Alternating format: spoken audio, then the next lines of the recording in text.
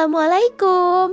Halo teman-teman, kami dari kelompok 12 akan menjelaskan mengenai konsep pelatihan. Perkenalkan, nama saya Syairah Ramadhani Novendra. Nama saya Kalila Mutiasari. Nama saya Rizky Fatih Baihaqi. Baik, saya akan menjelaskan pengertian pelatihan. Pelatihan adalah proses pembelajaran yang direncanakan dan terstruktur, yang bertujuan untuk meningkatkan pengetahuan, keterampilan, sikap, dan perilaku seseorang agar dapat melaksanakan tugas dan pekerjaannya dengan lebih baik, efisien, dan efektif. Menurut Flippo, pelatihan adalah upaya sistematis untuk mengubah perilaku, pengetahuan, dan keterampilan pekerja agar sesuai dengan kebutuhan pekerjaan dan organisasi. Intinya, pelatihan itu dilakukan secara terencana dan terstruktur, berfokus pada pengembangan kemampuan kerja. Tujuannya adalah perbaikan kinerja dan dapat dilakukan untuk semua tingkatan pekerja. Tujuan pelatihan adalah arah atau sasaran yang ingin dicapai setelah kegiatan pelatihan dilaksanakan. Tujuan ini disesuaikan dengan kebutuhan organisasi, pekerjaan, dan kondisi pekerja. Tujuan pelatihan terbagi menjadi dua bagian utama. Yang pertama, tujuan umum. Tujuan ini bersifat luas dan menjadi panduan dasar. Ada 3 poin penting. 1. Meningkatkan kualitas hasil kerja, membuat pekerja mampu menyelesaikan tugas dengan hasil yang lebih baik, sesuai standar yang ditetapkan dan menjamin kualitas produk atau layanan yang dihasilkan oleh organisasi. 2. Meningkatkan kuantitas hasil kerja, membantu pekerja menyelesaikan lebih banyak tugas dalam waktu yang sama, dan meningkatkan produktivitas secara keseluruhan untuk mendukung kemajuan organisasi. 3. Menyesuaikan diri dengan perubahan, membuat pekerja siap menghadapi perubahan kebijakan, teknologi, dan kondisi lingkungan kerja, dan memastikan organisasi tetap berjalan lancar meskipun terjadi perubahan di luar atau di dalam perusahaan. Yang kedua, tujuan khusus. Tujuan ini sasaran yang lebih rinci dan terperinci. Ada 3 poin penting. 1. Menambah pengetahuan, memberikan informasi yang jelas tentang tugas, prosedur kerja, dan peraturan yang berlaku dan membantu pekerja memahami visi, misi, dan nilai-nilai yang dipegang oleh organisasi. 2. Mengembangkan keterampilan, melatih kemampuan teknis, kemampuan mengoperasikan alat, mesin, perangkat lunak, atau melakukan proses kerja, melatih kemampuan non-teknis, kemampuan berkomunikasi, bekerja sama, memecahkan masalah, dan mengambil keputusan. 3. Memperbaiki sikap dan perilaku, membentuk sikap kerja yang positif, disiplin, bertanggung jawab, jujur, rajin, dan meningkatkan rasa kebersamaan dan kerjasama antar sesama pekerja. Selanjutnya, materi akan dijelaskan oleh Kalila. Manfaat pelatihan. Manfaat pelatihan dirasakan oleh 2 pihak utama, yaitu organisasi sebagai tempat bekerja dan pekerja sebagai pelaksana tugas. Pertama, manfaat bagi organisasi. Manfaat ini berhubungan dengan kemajuan, keberlangsungan, dan keberhasilan operasional organisasi. 1. Meningkatkan produktivitas kerja. Pekerja memiliki kemampuan yang lebih baik sehingga dapat menyelesaikan tugas lebih banyak dalam waktu yang sama dan hasil kerja menjadi lebih berkualitas dan sesuai dengan standar yang ditetapkan. 2. Menghemat biaya operasional. Mengurangi kerusakan barang, peralatan, atau bahan baku karena pekerja memahami cara menggunakannya dengan benar serta menurunkan biaya perbaikan atau penggantian barang yang rusak akibat kesalahan. 3. Mudah beradaptasi dengan perubahan. Pekerja siap menerima dan memahami perubahan kebijakan, metode kerja, atau teknologi baru, serta organisasi tidak kesulitan menghadapi perkembangan zaman dan persaingan di dunia usaha. Kedua, manfaat bagi pekerja. Manfaat ini berhubungan dengan kemampuan, karir, dan kesejahteraan pribadi pekerja. 1. Meningkatkan kemampuan dan kepercayaan diri. Memiliki pengetahuan dan keterampilan baru yang berguna untuk pekerjaan, serta lebih yakin dan percaya diri dalam melaksanakan tugas sehari-hari. 2. Memperluas peluang pengembangan karir. Memiliki bekal kemampuan yang lebih baik, sehingga berkesempatan menduduki jabatan yang lebih tinggi dan menjadi calon yang diprioritaskan ketika ada lowongan pekerjaan atau promosi jabatan. 3. Meningkatkan pendapatan dan kesejahteraan. Kinerja yang baik akibat pelatihan dapat memberikan kesempatan mendapatkan gaji tambahan, tunjangan, atau insentif, dan kemampuan yang dimiliki menjadi nilai tambah, sehingga lebih berharga di dunia kerja. Jenis pelatihan. Pelatihan dikelompokkan berdasarkan beberapa kriteria utama, yaitu berdasarkan tingkatan pekerja, tujuan pelaksanaan, dan waktu pelaksanaan. Setiap jenis memiliki fungsi dan kegunaan yang berbeda sesuai kebutuhan. Pertama, berdasarkan tingkatan pekerja. Jenis ini disesuaikan dengan posisi dan pengalaman kerja peserta. Satu, pelatihan untuk pekerja baru, memperkenalkan lingkungan kerja, memahami tugas dan tanggung jawab, serta mempelajari aturan dan kebijakan yang berlaku, serta dilakukan di awal masa kerja. Biasanya sebelum mulai melaksanakan tugas utama. Contohnya, pengenalan perusahaan, pelatihan tata tertib kerja, pembelajaran sistem administrasi dasar.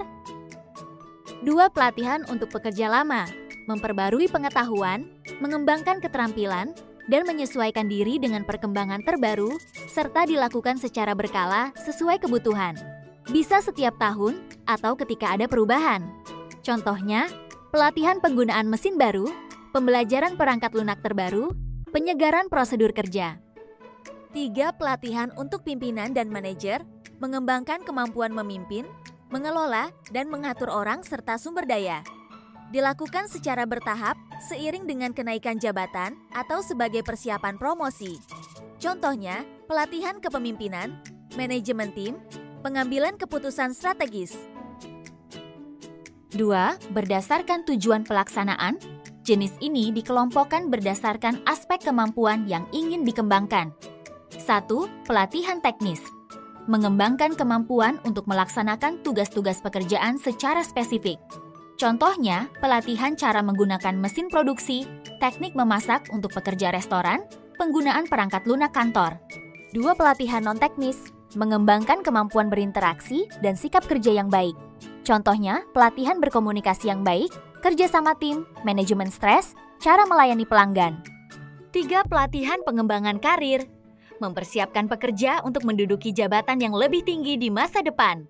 Contohnya, pelatihan manajemen dasar, perencanaan usaha, kepemimpinan tingkat lanjut. Ketiga, berdasarkan waktu dan tempat pelaksanaan. Jenis ini disesuaikan dengan kapan dan di mana kegiatan pelatihan dilakukan. 1. Pelatihan di tempat kerja. Dilakukan di lokasi kerja biasa saat pekerja sedang berada di tempat tugas.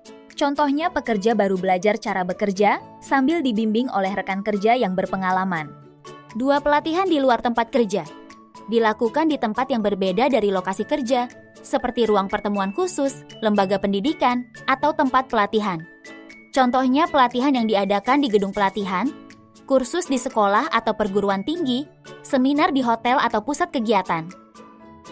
Pembahasan materi berikutnya dilanjutkan oleh Rizik. Teknik-teknik pelatihan. Teknik pelatihan adalah metode yang digunakan perusahaan untuk meningkatkan pengetahuan, keterampilan, dan kemampuan karyawan agar dapat bekerja lebih efektif. 1. On-the-job training atau OJT. On-the-job training adalah pelatihan yang dilakukan langsung di tempat kerja. Karyawan belajar sambil melakukan pekerjaan sebenarnya dengan bimbingan atasan atau karyawan yang lebih berpengalaman. Contohnya, kasir baru dilatih menggunakan mesin kasir dan melayani pelanggan secara langsung. Kelebihan metode ini adalah pembelajaran lebih cepat dan sesuai dengan kondisi kerja nyata. Namun, metode ini memerlukan pengawasan yang baik karena kesalahan peserta dapat memengaruhi pekerjaan. 2. Demonstrasi. Demonstrasi adalah teknik pelatihan dengan cara instruktur memperagakan suatu pekerjaan. Kemudian peserta menirukannya. Metode ini membantu peserta memahami langkah kerja secara lebih jelas karena dapat melihat prosesnya secara langsung. Contohnya, instruktur menunjukkan cara mengoperasikan mesin kopi sebelum peserta mempraktikannya. Kelebihannya adalah mudah dipahami. Sedangkan kekurangannya membutuhkan alat pendukung dan kurang efektif untuk peserta dalam jumlah besar. 3. Simulasi merupakan pelatihan yang menggunakan situasi yang menyerupai kondisi kerja sebenarnya. Peserta diberikan skenario tertentu untuk melatih kemampuan menghadapi masalah dan mengambil keputusan. Contohnya adalah simulasi penanganan keluhan pelanggan. Kelebihan metode ini adalah peserta dapat berlatih dengan aman tanpa risiko nyata, tetapi memerlukan persiapan dan biaya yang cukup besar. 4. Role-playing atau bermain peran. Role-playing adalah teknik pelatihan di mana peserta memerankan situasi tertentu untuk melatih kemampuan komunikasi, pelayanan, dan kerjasama. Misalnya, satu peserta berperan sebagai pelanggan dan peserta lain sebagai pelayan. Metode ini dapat meningkatkan kepercayaan diri dan keterampilan komunikasi. Namun, sebagian peserta terkadang merasa malu atau kurang percaya diri saat melakukannya. 5. Studi kasus atau case study. Studi kasus adalah teknik pelatihan yang menggunakan masalah nyata untuk dianalisis dan dicari solusinya. Peserta dilatih untuk berpikir kritis dan mengambil keputusan yang tepat. Contohnya, peserta diminta mencari solusi atas penurunan penjualan suatu usaha. Kelebihannya adalah meningkatkan kemampuan analisis, sedangkan kekurangannya membutuhkan waktu yang cukup lama untuk pembahasan. 6. Ceramah dan diskusi. Ceramah dan diskusi merupakan metode pelatihan yang dilakukan dengan penyampaian materi oleh instruktur, kemudian dilanjutkan dengan sesi tanya-jawab. Metode ini sering digunakan untuk menjelaskan teori atau kebijakan perusahaan. Kelebihannya adalah mudah diterapkan dan dapat menjangkau banyak peserta. Namun, peserta terkadang menjadi pasif jika penyampaian materi terlalu lama. 7. E-learning. Pelatihan online e-learning adalah pelatihan yang dilakukan melalui media digital atau internet. Peserta dapat mempelajari materi kapan saja dan di mana saja melalui video, modul, atau kuis online. Contohnya, pelatihan pelayanan pelanggan yang diakses melalui platform pembelajaran daring. Kelebihannya adalah fleksibel dan hemat biaya. Sedangkan kekurangannya membutuhkan akses internet yang baik dan interaksi langsung yang terbatas. Tahapan proses pelatihan sumber daya manusia. Proses pelatihan sumber daya manusia merupakan serangkaian langkah yang dilakukan perusahaan untuk meningkatkan pengetahuan, keterampilan, dan kemampuan karyawan agar dapat bekerja lebih efektif. Pelatihan yang dilakukan secara terencana akan memberikan hasil yang lebih optimal bagi karyawan maupun perusahaan. 1. Analisis kebutuhan pelatihan. Tahap pertama adalah mengidentifikasi keterampilan atau pengetahuan yang perlu ditingkatkan pada karyawan. Analisis dapat dilakukan melalui observasi, wawancara, atau evaluasi kinerja. Contohnya jika karyawan kesulitan menggunakan sistem komputer baru, perusahaan dapat mengadakan pelatihan penggunaan sistem tersebut. 2. Perencanaan program pelatihan. Setelah kebutuhan diketahui, perusahaan menyusun program pelatihan dengan menentukan tujuan, materi, metode, jadwal, dan instruktur yang akan digunakan. Contohnya, perusahaan merencanakan pelatihan pelayanan pelanggan selama 2 hari menggunakan metode simulasi dan role-playing. 3. Pelaksanaan pelatihan. Pada tahap ini, pelatihan dilaksanakan sesuai rencana yang telah dibuat. Peserta menerima materi, praktik, diskusi, atau simulasi untuk meningkatkan keterampilannya. Contohnya, karyawan berlatih cara menghadapi keluhan pelanggan melalui kegiatan simulasi. 4. Evaluasi pelatihan. Evaluasi dilakukan untuk mengetahui apakah tujuan pelatihan telah tercapai dan apakah peserta memahami materi yang diberikan. Contohnya, perusahaan memberikan tes atau menilai perubahan kinerja karyawan setelah mengikuti pelatihan. 5. Tindak lanjut follow-up. Tahap terakhir adalah memastikan hasil pelatihan diterapkan dalam pekerjaan sehari-hari. Perusahaan dapat melakukan pendampingan atau pengawasan lanjutan. Contohnya, atasan memantau cara karyawan menerapkan teknik pelayanan pelanggan yang telah dipelajari saat pelatihan.